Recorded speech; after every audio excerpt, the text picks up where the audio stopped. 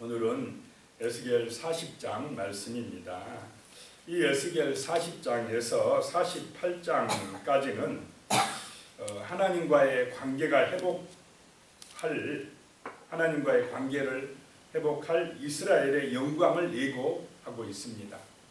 에스겔이 보는 어떤 환상입니다. 그 중에서 이제 40장에서 43장까지는 그 회파된 예루살렘 성전이 회복될 것이다 라고 하는 그런 환상을 보여주고 있습니다. 1절에 보시면요, 우리가 사로잡힌 지 25째 해, 성이 함락된 후 14째 해, 첫째 달 14째 날에 곧 그날에 여호와의 권능이 내게 임하여 나를 데리고 이스라엘 땅으로 가시되. 그랬습니다. 이 에스겔이 사로잡힌 지 25째 해니까 25살에 사로잡혀 왔으니까 지금 몇 살입니까? 50살 되었을 때에, 에스겔이 50살 되었을 때에, 그리고 성이 함락된 후 14째 해 첫째 달 14째 날에 예루살렘이 멸망당한 지 또 14째 14년이 되는 해에 그랬습니다.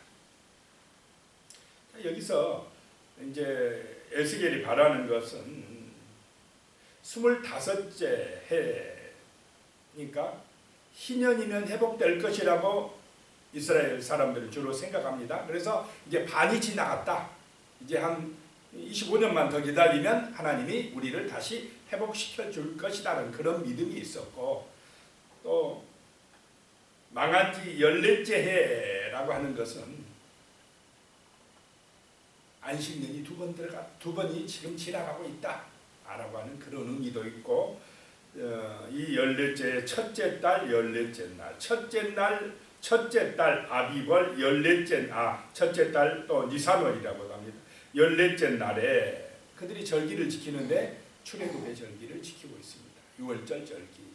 이제 하나님이 우리를 이 바벨론 포로에서 해방시켜 줄 것을 소망하는 그런 믿음도 있습니다. 애굽에서 그들을 구원해 주었듯이 이 바벨론 땅 포로 생활에서 구원해 줄 것이라는 그런 믿음과 함께 하나님께서 예루살렘으로 데려다가 이 성전이 재건될, 회복될 환상을 보여주는 것입니다. 그래서 하나님의 권능은 손이라고도 할 수 있습니다. 하나님의 손이 내게 임하여 나를 데리고 이스라엘 땅으로 가시되 그랬습니다. 지금 에스겔은 바벨론 땅에 있는데 그들을 데리고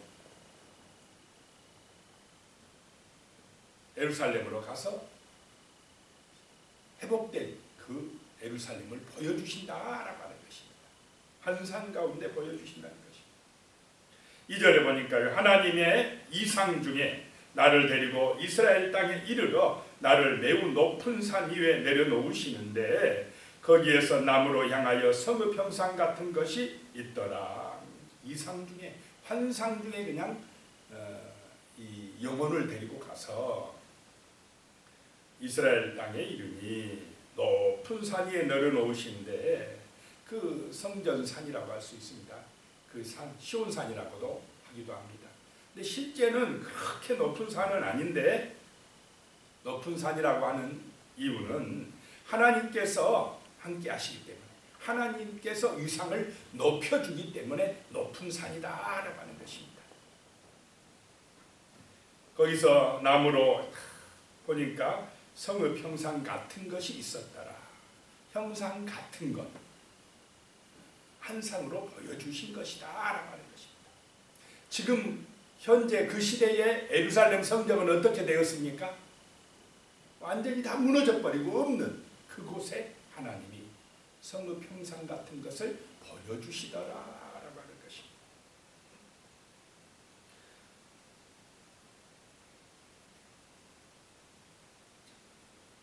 그 다음에 3절에 보니까요, 나를 데리시고 거기에 이르시니 모양이 녹같이 빛난 사람 하나가 손에 삼줄과 측량하는 장대를 가지고 문에 서 있더니 그랬습니다.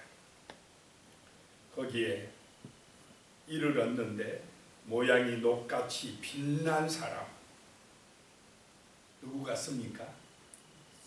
천사인데 이제 여기서 이분을 바로 성육신 하기 전에 예수 그리스도로 이렇게 보고 있습니다. 그렇게 보는 학자들이 있다 이 말입니다. 측량하는 그 장대와 삼줄을 가지고 이제 측량하고 있다는 것입니다. 성전을 지으려고 측량하고 예루살렘을 측량한다라고 하는 것입니다.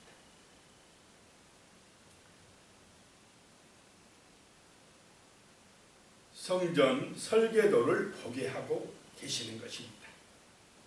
4절에요. 그 사람이 내게 이르되, 그 사람, 측량하는 그 사람, 빛난 사람, 그 사람이 누구에게?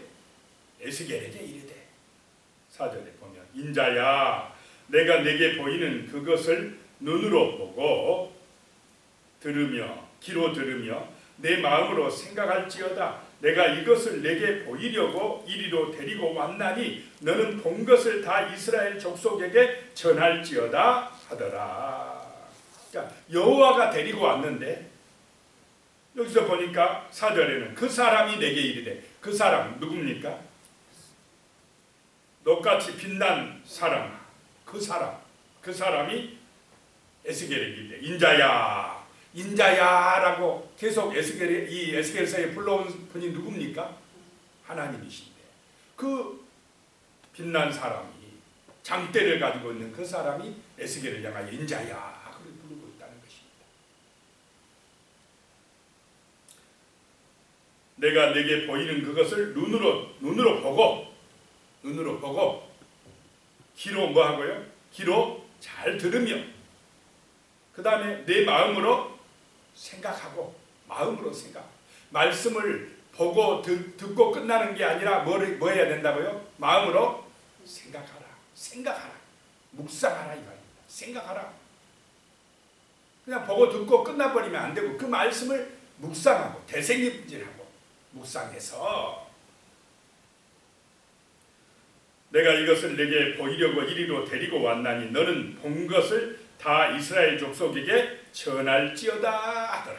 자, 우리가 하나님의 말씀을 듣고 보고 듣고 깊이 생각하고 그 다음에 해야 될 일이 뭐라는 것입니까? 전할지어다 라고 하는 것입니다. 우리에게는 이 하나님의 말씀을 듣고 전할 사명이 있다는 것입니다. 이 복음을 듣고 우리의 주변 사람들에게, 이 에스겔은 이스라엘에게 전할지어다 라고 합니다. 너희 족속에게 전할지어다. 이 말은 우리는 우리의 주변에 있는 우리 민족에게 뭐하라 이 말입니까? 전할지어다 라고 하는 것입니다. 지금 여기서 나오는 성전은 지금 그 솔로몬이 지었던 성전하고 조금 다릅니다. 아직까지 어디에도 지어지질 않았습니다. 에스겔이 본 환상입니다. 그런데 지어졌습니다. 이거는 눈에 보이는 지금 성전이 아니라 사람들의 마음에 지어지는 하나님의 은혜의 성전인 줄로 믿으시기 바랍니다. 예수님은 오셔서 누가 성전이라 그러셨습니까? 내가 성전이다 그랬어요. 내가 성전이다. 그래서 예수 그리스도를 마음속에 모신 성도들의 마음이 뭐가 됩니까? 이제 성전이 되어진다. 꼭 우리는 눈에 보이는 어떤 건물만 생각하면 안 된다는 것입니다. 예수 그리스도가 이 장대를 가지고 삼줄을 가지고 측량하여 세워진 성전은 우리의 심령 안에 우리의 마음 안에 세워지는 거룩한 성전인 줄로 믿으시기 바랍니다. 너무 건물만 생각하면 안 된다는 것입니다. 예수를 믿는 성도들이 바로 성전이다라고 하는 것입니다. 지어져 가고 있다라고 하는 것입니다. 그런 이제 성전의 환상을 보여주는데 5절부터 보면 내가 본즉 집 바깥 사방으로 담이 있더라. 그 사람의 손에 측량하는 장대를 잡았는데 그 길이가 팔꿈치에서 손가락에 이르고 한 손바닥 너비가 더한 자로. 보통은 손가락 이 팔꿈치에 손가락까지만 해서 한 규빗이라고 하는데, 여기서는 이 한 손바닥 너비가 더한 자, 한 손바닥 너비가 더해졌다라고 하는 것이. 보통 한 45cm 정도 되는데 조금 더해져서 약 52cm 정도. 그래서 한 척이 52cm 정도 된다라고 하는 것이. 그런데 6척이라 그 담을 측량하니 두께가 한 장대요 높이도 한 장대며 집 바깥 사방으로 이렇게 담이 있더라라고 하는 것입니다. 담이 한 장대요, 다른 말하면 6척이더라, 6규빗이더라. 그래서 이걸 한 장대를 약입니다. 52cm 정도 되는 담이 빙 둘러쳐져 있더라라고 하는 것입니다. 자, 우리는 세상과 구별하는 이 담이 있어야 될 줄로 믿으시기 바랍니다. 우리 마음의 성전이, 내가 성전이니까 우리는 세상하고 한 51cm 정도는 되는 담을 둘러치고, 세상을 전혀 그냥 차단시켜도 안 되고, 담이 있어 세상의 타락한 문화가 우리에게 들어오지 못하도록 하고, 또 우리가 세상을 향하여 뭐 해야 됩니까? 하나님의 말씀을 전해야 될 줄로 믿습니다. 이 담이 있다는 것입니다. 세상과 구별하는 담이 있다. 6절에 보니까 그가 동쪽을 향한 문에 이르러 층계에 올라 그 문의 통로를 측량하니 길이가 한 장대요 그 문 안쪽 통로의 길이도 한 장대며. 동쪽을 향한 문을 또 이렇게 제일 먼저 측량하는 모습을 보여주고 있습니다. 예루살렘 성이 멸망하고 성전이 회파될 때 하나님의 영이 어느 문을 통하여 나가셨습니까? 이 동쪽 문을 통하여 나가셨습니다. 그런데 하나님이 동쪽 문을 지금 다시 세우시고 그쪽으로 들어오시는 모습을 보여주고 계시다라고 하는 것입니다. 자, 성전의 가장 중요한 점은 건물이 아니라 하나님이 함께 하시는 것인 줄로 믿으시기 바랍니다. 하나님이 함께 하시는 것, 이것이 바로 중요하다라고 하는 것입니다. 그 동쪽 문으로 하나님이 이제 들어오시는 그런 모습을 보여주고 있습니다. 7절에 그 문간에 문지기 방들이 있는데 각기 길이가 한 장대요 너비가 한 장대요 각 방 사이 벽이 5척이며 안쪽 문 통로의 길이가 한 장대요 그 앞에 현관이 있고 그 앞에 앞문이 있으며. 그 다음에 중요한 게 또 문지기 방이 중요하다. 우리가 볼 때 문지기가 뭐 별로 인정받지 못한 사람같이 우리 사고를 생각할 수 있는데, 문지기가 중요하다 이 말입니다. 문지기가 들여보낼 사람은 들여보내고 또 들어와서는 안 될 것들은 어떻게 하고요? 못 들게 막고. 우리의 마음의 성전에도 문지기가 필요할 줄로 믿습니다. 거룩한 것과 속된 것을 분별하고 지혜롭게 또 차단시키기도 하고 들여보낼 수 있는 그런 분별력 있는 문지기가 되어야 하겠다라고 하는 것입니다. 그렇게 이제 쭉 보여주시고 17절에 가니까 그가 나를 데리고 바깥 뜰에 들어가니 뜰 3면에 박석 깔린 땅이 있고 그 박석 깔린 땅 위에 여러 방이 있는데 모두 30이며 바깥 뜰의 환상을 보여주는 것입니다. 뜰 3면에 박석 깔린 땅이다 하면 이 박석은 아름다운 돌로 포장된 그런 도로다라고 하는 것입니다. 이제 이 박석 깔린 땅이다라고 하는 것입니다. 화반석, 백석, 운모석 이런 외에 그런 아름다운 돌들로 깔아놨다라고 하는 것입니다. 그 다음에 20절에는 그가 바깥들 북쪽을 향한 문간의 길이와 너비를 측량하니 북쪽 문을 보여주시고 24절부터 보니까 그가 또 나를 이끌고 남으로 간즉 남쪽을 향한 문간이 있는데 그 벽과 현관을 측량하니 먼저 측량한 것과 같고 남쪽 문을 보여주고, 그 다음에 28절에 보니까요 그가 나를 데리고 그 남문을 통과하여 안뜰에 들어가서는 그 남문의 너비를 측량하니 크기는 그랬습니다. 안뜰 남쪽 문을 보여주고 있습니다. 그 다음에 32절에는 그가 나를 데리고 안뜰 동쪽으로 가서 그 문간을 측량하니 크기는 안뜰에 있는 동쪽 문을 보여주고, 또 35절에부터는 그가 또 나를 데리고 북문에 이르러 측량하니 크기는 안뜰에 있는 북쪽 문을 보여주고, 또 38절부터는 그 문벽 곁에 문이 있는 방이 있는데 그것은 번제물을 씻는 방이며 안뜰 북쪽 문에 속한 여러 부속 건물들을 보여주고 있습니다. 계속 지금 성전에 재건된 모습을 보여주면서 측량하는 그런 환상을 보여주고 있습니다. 39절에요.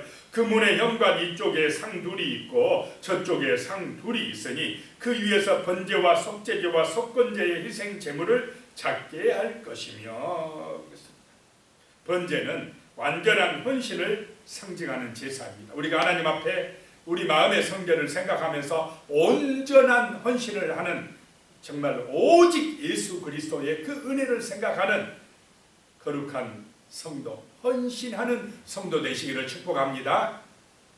속죄제는 하나님 앞에 지금 모든 죄를 속하기 위하여 드린 제사. 그래서 이 속죄의 제물로 누가 이 땅에 오셨습니까? 예수 그리스도께서 오셨습니다. 그래서 우리는 예수 그리스도가 속죄의 제물이 되셨다는 사실을 믿음으로, 십자가를 믿음으로 우리의 허물과 죄가 사함 받았다라고 하는 것입니다. 이제 속죄 제물은 짐승이 아니다는 것입니다. 예수 그리스도의 몸이 되셨다라고 하는 것입니다. 그 다음에 희생의 제물을 작게 한 것이며, 속건제는 성물에 대한 죄와 이웃의 물건을 넣다라는 경우에 드리는 제사였습니다. 그래서 이런 번제, 속죄제, 속건제의 희생 제물을 잡은 그곳을 보여줬다라고 하는 것입니다.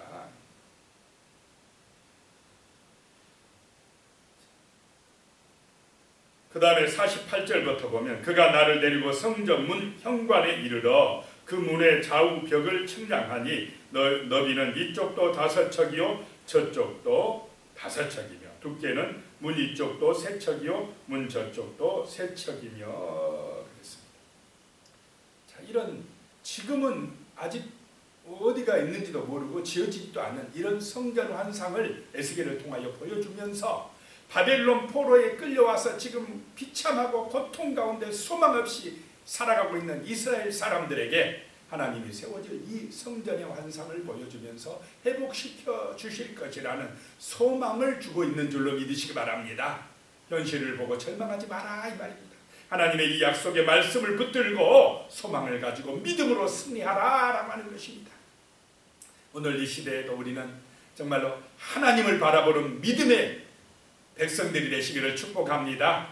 현실의 문제만 보지 말고 세상의 문제만 보지 말고 영원한 하나님 나라를 소망하며 하나님의 말씀을 의지하고 기도하고 믿음으로 승리하는 그런 거룩한 백성 되게 해달라고, 그런 우리의 가족들 되게 해달라고, 소망 있는 믿음의 용사들이 되게 해달라고 같이 기도드리겠습니다. 하나님 아버지, 오늘도 이렇게 우리에게 정말로 성전의 환상을 보여주고 계십니다. 우리의 마음에 하나님의 성전이 이렇게 아름답게 귀하게 지어질 수 있는 은혜가 임하게 하여 주시옵소서. 주 예수 그리스도께서 우리의 마음에 귀한 성전을 측량하고 우리의 마음에 정말 거룩한 성전을 세워 주시옵소서. 우리의 마음이 정말로 주 예수님이 거하시는 아름답고 귀한 성전이 되게 하여 주시옵소서. 그래함으로 참으로 이 성전에서, 우리의 마음의 거룩한 성전에서 우리가 하나님의 말씀을 보게 하여 주시고 하나님의 말씀을 듣게 하여 주시며 우리의 마음으로 그 말씀을 생각하고 묵상하고 그 깨달은 바를, 그 은혜를 또한 아버지 우리 주변의 사람들에게 전할 수 있는 복음의 증인으로 살아갈 수 있도록 도와주시옵소서. 하나님 아버지, 주 예수 그리스도께서 세워주시는 이 아름다운 성전을 환상으로 우리가 바라볼 수 있는 믿음의 눈이 열려지게 하여 주시고, 참으로 우리의 마음의 귀한 성전을 아버지 아름답고 든든하고 견고하게 지어서 이 땅 가운데서 정말로 주님과 동행하는 믿음의 삶을 살아가고 하나님의 영광을 드러내는 복된 믿음의 자녀들로 아버지 증인으로 살아갈 수 있도록 은혜와 사랑으로 복을 내려 주시옵소서. 그런 우리의 가족들이 되게 하시고 자손들이 되게 하여 주시옵소서. 하나님 아버지의 놀라운 능력과 은혜로 충만한 믿음의 백성들이 되게 하여 주시고 이 땅에 있는 하나님의 교회들이 될 수 있도록 복을 내려 주시옵소서. 예수님의 이름으로 기도드리옵나이다. 아멘. 이제는 우리 주 예수 그리스도의 은혜와 하나님 아버지의 무한하신 사랑과 성령님의 교통하시고 함께하시는 놀라운 은혜가 우리의 마음에 귀한 성전이 세워지고 하나님의 영광을 드러내기를 소망하는 우리 성도님들 머리 위에 가족들과 자손들과 하시는 모든 일들 위에 이 땅에 있는 하나님의 거룩한 백성들과 하나님의 교회들 위에 영원히 함께하시기를 간절히 축원하옵나이다.